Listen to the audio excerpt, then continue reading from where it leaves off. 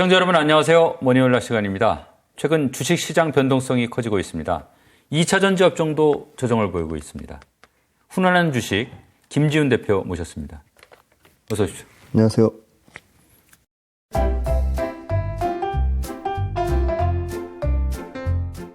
사실 우리가 이제 두 번 걸쳐서 2분기 실적 정리해드렸었는데 오늘 그냥 간략하게 총정리 한번 하고 시작하시죠.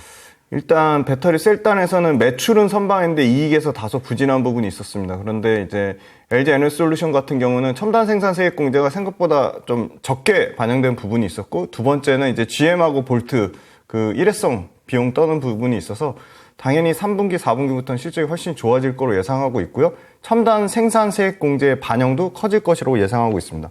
그 다음에 이제 삼성 SDI 같은 경우는 100% 전기차 분량이 아니기 때문에 삼성 SDI 같은 경우도 전동공구라든지 IT 단에 들어가는 배터리 쪽에 그 실적 좀 깎이는 부분이 있었습니다. 그리고 삼성 SDI 같은 경우는 IT나 OLED 소재 쪽에 들어가는 편광필름 쪽에서 부진이 나오면서 삼성 SDI도 실적이 전체적으로는 선방했지만 이익률 측면에서 한 7.7%로, 원래 삼성 SDI 같은 경우는 거의 두 자릿수 9.9%, 10% 가까이 이익률이 나오는데 이익률에서 다소 좀 하향했지만 전체적으로 좀 잘 나왔다. 그리고 SK 이노베이션은 처음으로 이제 SK운이 첨단 생산 세액 공제를 반영하면서 생각보다 빠르게 적자폭이 축소는 됐지만 아직 흑자 전환은 안 해서 올해 하반기쯤에는 흑자 전환할 것으로 예상을 하고 있습니다. 네, 그 다음에 이제 양극재 단인데요. 양극재는 가장 유일하게 컨센서스를 상회하는 실적 나온 거는 코스모 신소재인데요. 근데 코스모 신소재 같은 경우는 영업이익 93억이 나왔는데 이 온전히 2차전지 양극재 영업이익으로 실적이 좋았다기보다는 MLCC 쪽 이 전도성 패스트 부분, IT 부품 쪽에서 상당히 호실적이 나왔고요. 그 다음에 두 번째는 이제 에코프로비엠 같은 경우는 영업이익 단에서 1000억대 이상, 영업이익 기초 체력을 1000억대 이상의 영업이익 체력을 유지하면서 이익률이 6%대까지, 5.7에서 6%까지 회복이 됐습니다. 그리고 에코프로비엠도 분기당 이제 매출 1조 넘는 1조 9천억대 가까운 매출을 체력을 유지를 하고 있고요. 그 다음에 이제 포스코 퓨처엠 같은 경우도 매출과 이익에서 상당히 개선됐지만 포스코 퓨처엠도 역시나 그 2차전지 소재를 제외한 기타 철강의 내화물, 부산물 측면에서 거기서 좀 실적이 깎아먹는 부분이 있었지만 다소 긍정적인 부분은 영업이익률이 1.8%대에서 4.3%까지 회복이 됐다는 점이고요.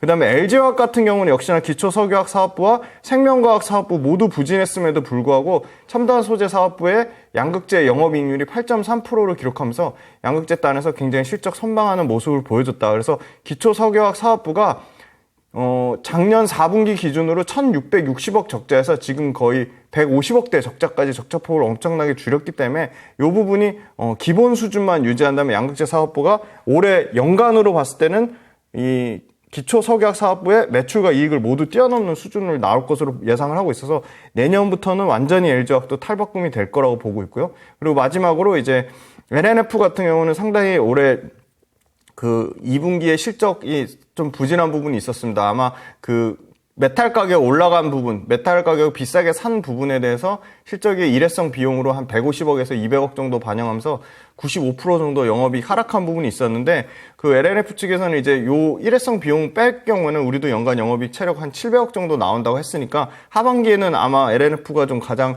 실적상에서는 가장 드라마틱한 개선되는 모습을 보여줄 것이라고 예상을 하고 있고요. 전반적으로 지금 2차전지 양극재 업체의 리튬 판매 가격 하락에 대한 부분은 3분기까지는 계속 영향을 미칠 것으로 보고 있습니다. 대표님, 올해 이제 3분의 2가 거의 다 지나갔어요. 네. 오늘은 그래서 연간 실적 전망 한번 살펴보면 좋을 것 같아요. 우선 셀 기업하고 원자재 기업 한번 볼까요? 네, 말씀 주신 대로 연간 실적 전망이 훨씬 중요하다고 보는 이유가요. 아무래도 하반기에 실적이 훨씬 대부분 잘 나오는 경향이 있고요. 장비 업체도 그렇고 이 소재 업체들도 그렇고 하반기 실적이 훨씬 좋습니다. 그래서 하반기 실적이 많이 큰 폭으로 개선되는데요. 먼저 셀단으로 보시면 자, LG 에소 같은 경우가 이제 2023년 올해 같은 경우 37% 정도 매출 증가율이 나올 것으로 보고 있고요.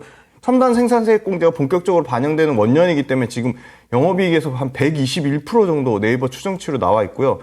24년, 25년 연간으로도 3년 평균치가 92% 정도 어마어마한 영업이익 상승을 예상하고 있습니다. 삼성 SDI 같은 경우는 3년 평균 영업이익 추정치가 지금 한 25% 정도 예상하고 있고요. 삼성 SDI 같은 경우는 매출에서는 한 20%대, 그리고 LG엔솔 같은 경우는 매출에서 30%대 상승률을 예상하고 있어서 가장 배터리 셀단에서는 LG엔솔 실적 증가폭이 가장 클 것으로 보고 있고요. SK이노베이션은 올해 같은 경우는 적자지만 내년에 그 첨단 생산세액 공제가 풀로 받기 때문에 SK이노베이션도 SK온이 흑자 전환되면 매출과 이익단에서는 한 자릿수대 그 증가폭이 나올 것으로 예상을 하고 있습니다. 그 다음에 이익단에서는 올해보다는 내년에, 올해는 워낙 그 석유화학 사업부의 적자폭이 크기 때문에 내년 같은 경우는 110% 넘는 이익 증가율을 예상을 하고 있고요. 그 다음에 평균치로 보면 3년, 25년까지는 30%대 성장을 예상하고 있습니다. 그 다음에 포스코홀딩스 같은 경우는 올해는 사실은 매출과 이익 증가율이 아무래도 일회성 비용 떠는 부분 때문에 매출과 이익이 모두 감소할 것으로 예상하고 있지만 2분기 때 굉장히 포스코홀딩스 아까 실적 때 말씀 못 드렸는데 2분기 때 영업이익 1조 3천억까지 나왔거든요. 그러면 연간으로 하면 5조대 영업이익이니까 포스코홀딩스가 하반기에 상당히 실적폭이 개선되면 연간으로도 아마 이익 증가율이 마이너스 2%라고 돼 있지만 잘하면 이게 플러스로 전환될 수도 있을 것 같고요. 올해보다는 특히 내년과 내후년에 기대감이 큰 게 내년 말부터는 수산화 리튬 매출이 반영되는 원년이기 때문에 24년 말에 영업이익 단에서는 한 22%, 그 다음에 매출단에서는 한 7%에서 8% 정도 매출 증가를 예상하고 있고요.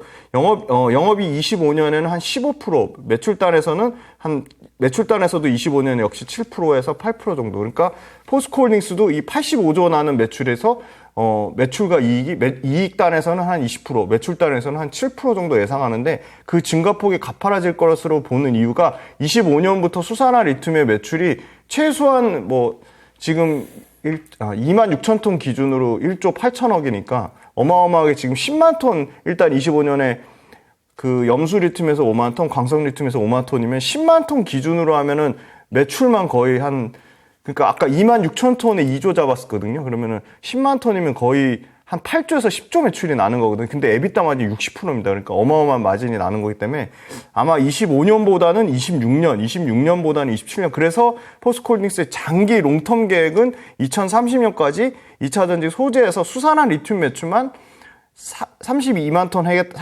하겠다는 걸 42만 톤까지 늘렸으니까 42만 톤이면 매출만 거기서 35조 가까이 나오는 거거든요. 그래서 장기 흐름으로 봤을 때는 포스코홀딩스도 올해만 실적이 다소 깎이는 부분이 있죠. 그 깎이는 것조차도 하반기 실적 나오는 거에 따라서 플러스가 될 가능성이 높고 내년, 내후년 계속 27년, 8년까지 꾸준히 그냥 4, 5년을 매출과 이익이 계속 성장하는 그림으로 보여지고 있고요.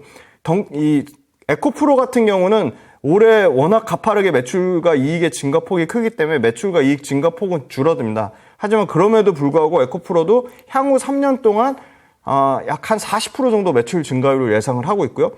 이익 증가율 같은 경우도 약 한 5%에서 30% 정도 증가율을 예상하고 있는데 에코프로는 기대되는 거는 올해보다는 25년에 가장 이 수산화 리튬, 이 소위 말하는 그 원자재 밸류체인이 가장 좀 완벽하게 갖춰질 거라고 보고 있어서 25년에 대한 실적 기대감이 좀 가장 크다 말씀드릴 수 있을 것 같고 포스코홀딩스도 24년보다는 25년에 대한 실적 기대감이 크다고 좀 말씀드리겠습니다.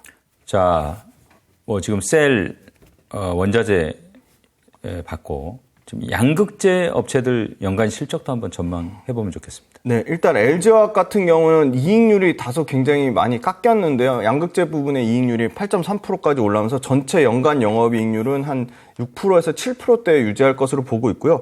워낙 덩치가 크기 때문에 아까 말씀드린 석유화학 사업부도 있고 제약 사업부도 있기 때문에 매출이나 이익의 증가폭은 적지만 LG화학도 워낙 이 24년에 드라마틱한 이익 개선이 나올 것이라고 보고 있어서 24년에 이익 증가율이 한 91%까지 예상이 되고 25년에도 46%까지 예상이 됩니다. 이 부분은 아까 말씀드린 첨단 소재 사업부로 완전히 이제 배터리 소재 기업으로 탈바꿈하는 기초 석유화학 사업부에서 첨단 소재 사업부로 완전 탈바꿈하는 원년이 내년이라고 보고 있기 때문에 이렇게 가파르게 이익 증가율이 예상이 되고 있고요.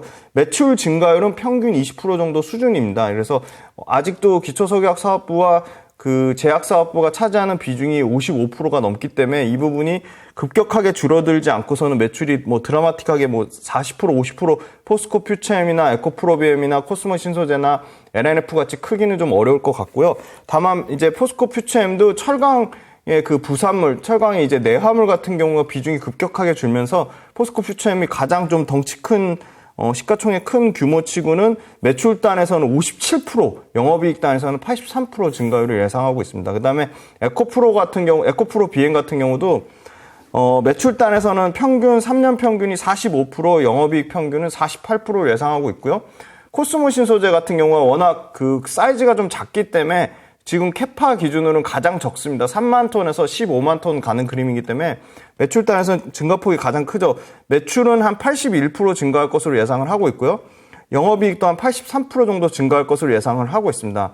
LNF도 매출단에서는 3년 평균이 한 46% 정도 될 정도로 LNF도 견조한 매출 성장률을 예상을 하고 있고요. 영업이익은 올해는 워낙 아까 2분기 실적 쇼크가 컸기 때문에 올해는 연간으로는 25% 감소를 예상하지만 2024년, 25년 모두 평균 그 성장률 자체는 한 63%. 그래서 소위 말하는 양극재 5대 천왕의 3년 평균 매출 증가율이 50%에 육박하고 영업이익 증가율은 65%에 육박한다. 그래서 요거 표를 가져왔는데 가장 이제 연도별로 보면 23년에 올해 같은 거는 포스코 퓨처엠이랑 코스모 신소재가 좀 약진할 거로 보이고 내년 같은 경우도 역시 포스코 퓨처엠하고 코스모 신소재가 좀 약진할 것으로 보이고 25년도에도 포스코 퓨처엠하고 코스모 신소재 그래서 3년치 평균 역시 코스모 신소재랑 포스코 퓨처엠이 제일 좋아 보이고요. 그다음에 이제 영업이익 단으로 보면 영업이익은 내년은 LNF가 가장 좀 좋을 것으로 보이고 내후년하고 올해 같은 경우는 역시나 포스코 퓨처엠하고 에코프로비움이 좀 좋아 보인다. 그래서 어느 것 하나 우열을 가릴 거 없이 전체적으로 양극재 5대 천왕이 업체는 매출과 이익에 모두 가파른 개선세가 최소 3년 이상은 좀 유지될 것으로 보고 있습니다. 자, 음극재, 도전재, 첨가재, 장비 이건 좀 한꺼번에 묶어서 네네. 이 업종별로 이제 주요 기업들 네네.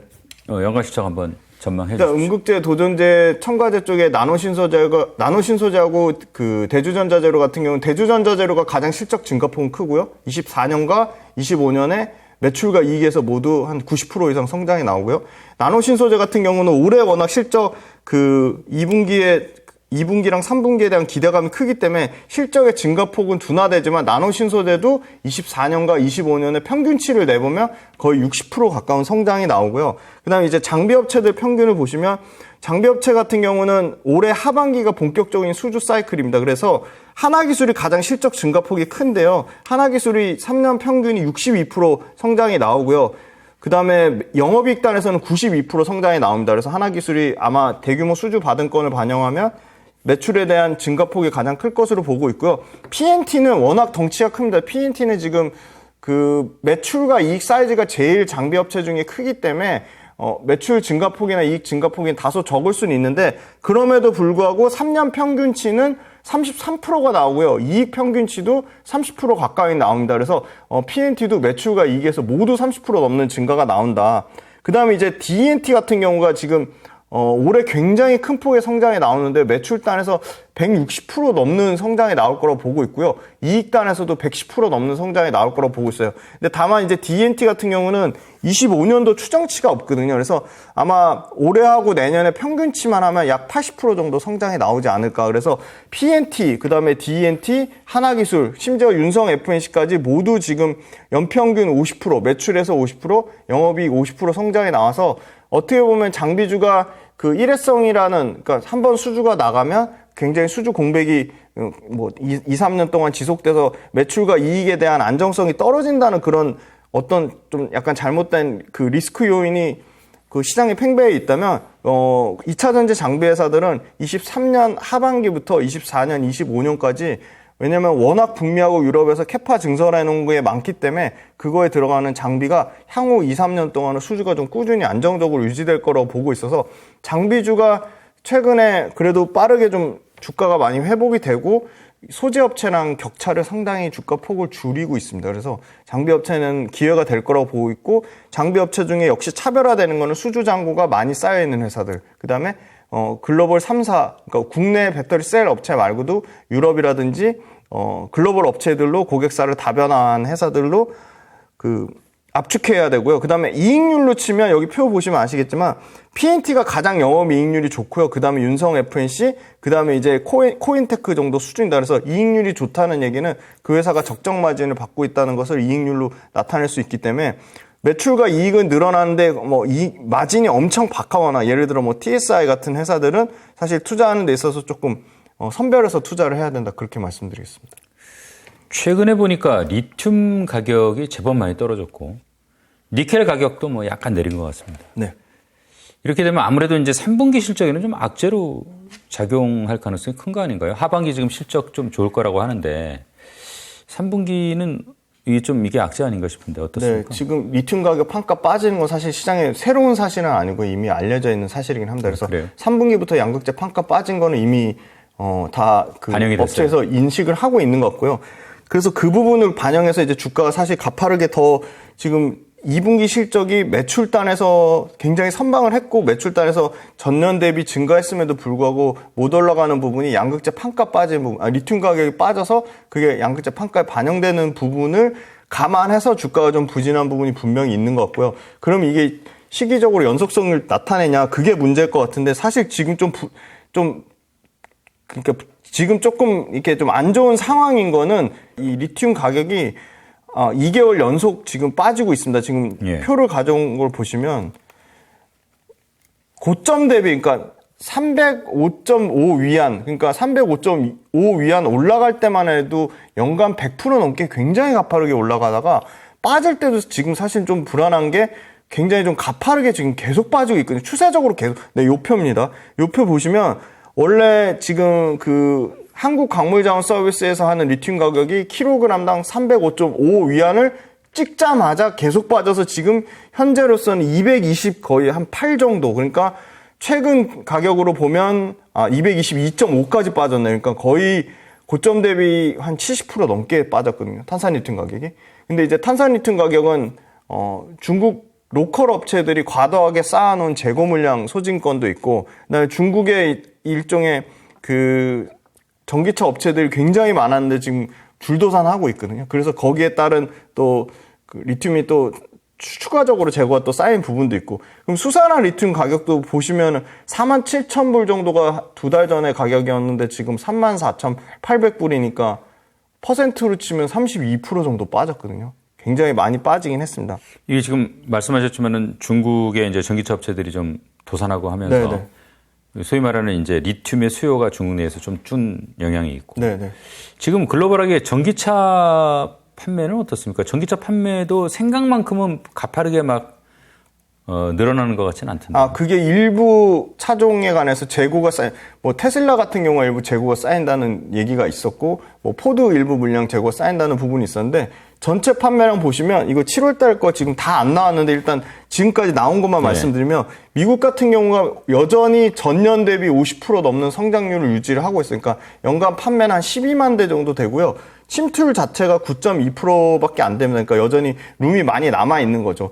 독일 같은 경우가 사실 보조금을 없앴거든요. 근데 독일이 지금 6만 3천 대 정도 수준이고 전년 대비해서는 25% 점유율을 늘렸습니다. 그래서 점유율이 26%까지 올라왔고, 영국 같은 경우가 굉장히 가파른데 영국도 한 79% 전년 대비 성장하면서 한 3만 4천 대 정도 수준, 그리고 점유율은 24%.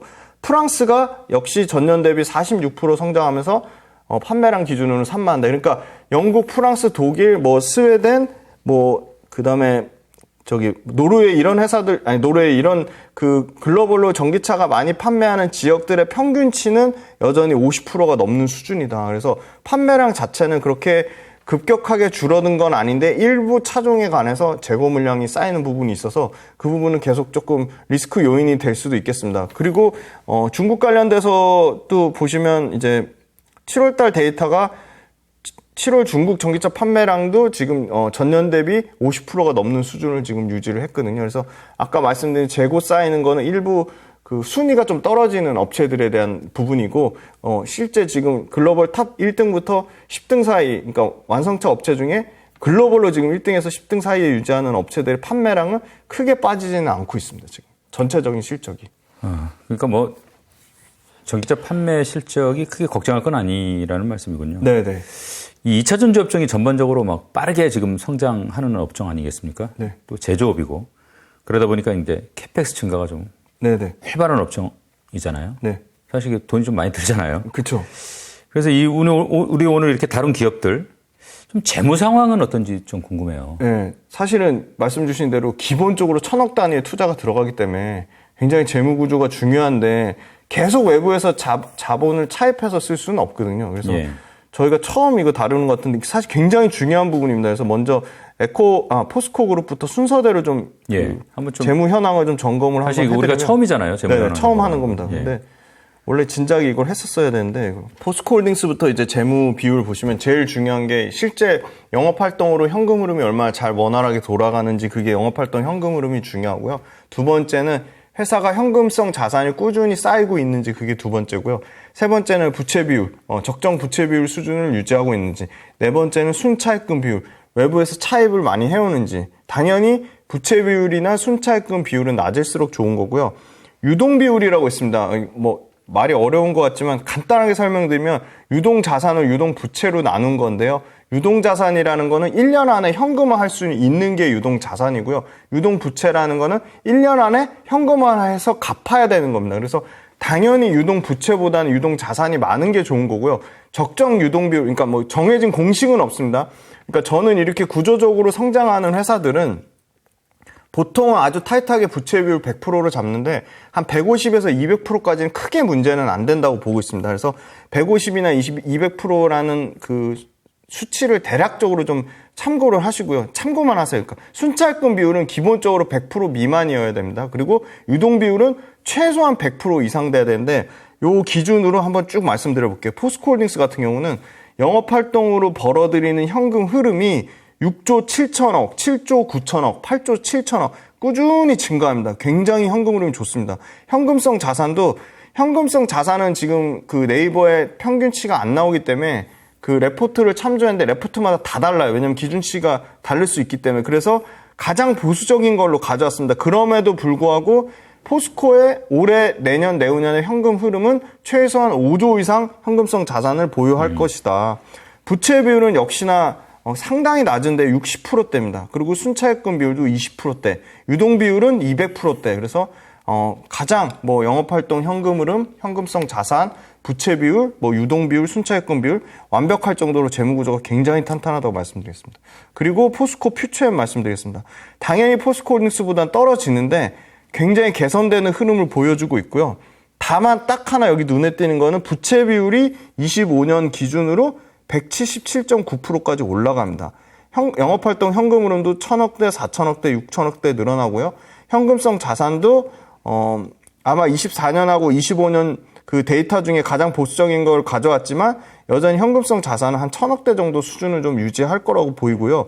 유동 비율도 3년 내내 계속 100% 넘는 수준이고 순차입금 비율도 100% 미만입니다. 다만 부채 비율이 178%까지 올라가는데 이 부분 관련돼서는 어떤 일회성 비용이 있는 건지 아니면 그 재무구조상 차입을 하는 경우가 급격히 늘어나는지 좀 체크를 해봐야 될 것 같고요. 그러나 감내할 수 있는 수준이다. 좀 그렇게 말씀드릴 수 있을 것 같고요. 에코프로 같은 경우는 올해는 영업활동 현금 흐름이 마이너스인데 내년에 거의 1조 가까이 영업활동 현금 흐름이 들어오고요. 현금 및 현금성 자산도 여기 보시면 23년에 5,044억에서 24년에 1조 가까이 늘어나고요. 부채 비율은 올해가 가장 높고 111%까지 한 150% 안짝으로 떨어질 것으로 보이고요. 순차입금 비율도 올해가 가장 높은데 계속 조정돼서 55%까지 좀 떨어질 거라고 보고 있습니다. 유동 비율도 상당히 안정적인 수준입니다. 155에서 163%까지 늘어날 거로 보고 있습니다. 에코프로비엠도 생각보다 재무구조 굉장히 괜찮은데요. 현금성 자산은 계속 한 4,000억대, 3,500억대에서 4,000억대 수준을 유지하고 영업활동 현금 흐름이 내년에는 한 4,800억대, 내후년에는 한 6,200억대까지 영업활동 현금 흐름이 꾸준히 증가하는 모습을 보인다. 포스코 퓨처엠이랑 동일하게 역시나 계속적으로 시설 투자를 하고 증설을 하는 모멘텀 때문에 부채 비율이 다소 높은 부분이 있습니다. 하지만 25년에 160%대까지 좀 떨어진다는 거고요. 순차입금 비율 역시도 에코프로 BM도 100% 미만이기 때문에 부채 비율 다소 올라가지만 순차입금 비율이 낮기 때문에 우려할 만한 수준은 아니다. 유동 비율도 100%를 넘고 있고요. 그래서 에코프로 그룹, 포스코 그룹 모두 지금 재무구조 상당히 탄탄하다. 그런데 지금 압도적으로 역시 LG그룹이 가장 재무구조가 좋은데요. 보시면 LG에너지솔루션 표 보시면 내년에 6조 7천억의 영업활동 현금 흐름이 나오고요. 25년에 거의 10조 가까운 영업활동 현금 흐름이 나옵니다. 현금성 자산도요. 가장 공격적으로 셀단에서 투자함에도 불구하고 LG에너지솔루션은 여전히 2조가 넘는 현금 흐름이 현금성 자산으로 계속 보유를 하고 있고요. 부채 비율은 평균 100% 정도 수준이니까 적정 부채 비율을 유지하고 있고요. 순차입금은 거의 없는 수준입니다. 거의 10%대 중후반이고요. 유동 비율 또한 거의 2배 가까운 180% 유동 비율을 나타내고 있습니다. LG화학 마찬가지인데요. LG화학도 영업활동 현금 흐름이 꾸준히 증가해서 내년에 한 6조 9천억대가 약 7조 가까이 영업활동 현금 흐름이 나오고 25년 기준으로는 10조 가까이 영업활동 현금 흐름이 나옵니다. 그리고 부채 비율 또한 100% 미만이고요. 순차입금 비율도 100% 미만, 유동 비율도 150%대. 그러니까 상당히 LG화학도 재무구조가 굉장히 탄탄하다. 그렇게 말씀드리겠습니다. 그리고 저희가 이제 히든 챔피언 쪽으로 소개해드렸던 종목들 한번 훑어드리면 PNT 같은 경우도 영업활동 현금 흐름이 올해는 마이너스지만 내년에 1,000억대 흐름이 나오고요. 내후년에는 1,400억대 계속 개선되는 모습을 보여주고요. 현금성 자산도 올해 480억대에서 2025년에 1,783억대로 4배 넘게 현금성 자산이 늘어납니다. 근데 다만 유동 비율도 적정 100 이상을 유지를 하고 있는데 부채 비율이 지금 평균 보시면 굉장히 좀 높은 수준입니다. 지금 348%, 내년 같은 경우는 296%, 25년 같은 경우는 290%. 그래서 PNT는 부채 비율이 얼마나 급격하게 줄어드는지 계속적인 좀 팩트 체크가 좀 필요해 보이고요. 그 다음에 이제 소개해드렸던 레이저 노칭 장비를 하는 DENT인데요. 네. DENT도 영업활동 현금 흐름은 다소 줄어들지만 현금성 자산이 늘어나고 부채 비율도 줄어들고 유동 비율도 지금 늘어나고 있어서 DENT도 재무구조가 지금 계속 개선되는 흐름을 보여주고 있다. 소위 말한 영업으로 벌어들이는 이익으로 지금 계속 그 현금성 자산이 늘어나고 부채 비율도 줄어들고 있어서 DENT도 재무구조가 개선되고 있어서 재무구조상에 이렇게 최악의 상황은 아니다라고 말씀드릴 수 있을 것 같고요. 나노신소재도 생각보다 재무구조가 굉장히 좋습니다. 지금 나노신소재 영업활동 현금 흐름이 25년에 220억까지 늘어나고요. 현금성 자산 또한 243억까지 늘어날 것으로 보고 있습니다. 유동 비율이 엄청난데요. 지금 1200%대가 나오고요. 내년과 내후년에도 600% 정도 수준은 유지할 것으로 보입니다. 부채 비율 또한 거의 7%, 18%, 17% 거의 20%도 안 되는 굉장히 낮은 부채 비율을 보이고 있고요. 그래서 나노신소재 같은 경우는 지금 굉장히 빠르게 지금 이 CNT 도전제가 사실은 시설 투자하는데 가장 짧은 시간이 걸리거든요. 그래서 4개월에서 5개월 정도면 세팅이 끝나기 때문에 이미 24년도, 25년도 수주 받을 거를 땡겨서 지금 벌써 설비 투자를 굉장히 공격적으로 하고 있다. 그렇게 말씀드릴 수 있을 것 같습니다. 그리고 TCC 스틸 같은 경우도 영업활동 현금 흐름이 좀 줄어들긴 하지만 부채 비율이나 순차입금 비율, 유동 비율 모두 적정 수준을 유지하고 있다. 그렇게 우려할 만한 재무구조 상황은 아니다. 그리고 TCC 스틸 같은 경우는 최근에 자사주 소각하면서 회사에서 꾸준히 안정적인 현금 흐름을 만들고 있다. 그렇게 말씀드리겠습니다. 사마 알미늄 또한 굉장히 이 알루미늄 박조에서 공격적으로 증설을 하는 알루미늄 박 국내 1등 업체인데요. 영업활동 현금 흐름이 이제 계속 늘어나고 현금성 자산도 늘어나고 부채 비율도 적정 부채 비율 수준을 유지하고 있어서 전반적으로 2차전지 셀, 소재, 그 다음에 장비 이런 회사들, 그 다음에 기타 부품 업체들까지 모두 2차전지 업체들 관련된 회사들의 재무구조가 개선되고 있고 그중에 포스코 그룹, 에코프로 그룹, LG그룹이 월등한 현금 흐름을 바탕으로 안정적인 재무구조를 유지하고 있다고 말씀드리겠습니다. 초전도체가 이제 조금 멈추니까 맥신이란 새로운 또 물질로 인해서 수급의 쏠림 현상이 굉장히 좀 심한 상황입니다. 근데 가장 처음에 투자하셨을 때 가졌던 그 꺾이지 않는 마음, 그게 좀 가장 중요한 것 같아요. 기본적인 그러면 내 투자 마음이 꺾이지 않으려면 원칙이 있어야 되잖아요. 그 원칙은 여전히 변함이 없습니다. 첫 번째가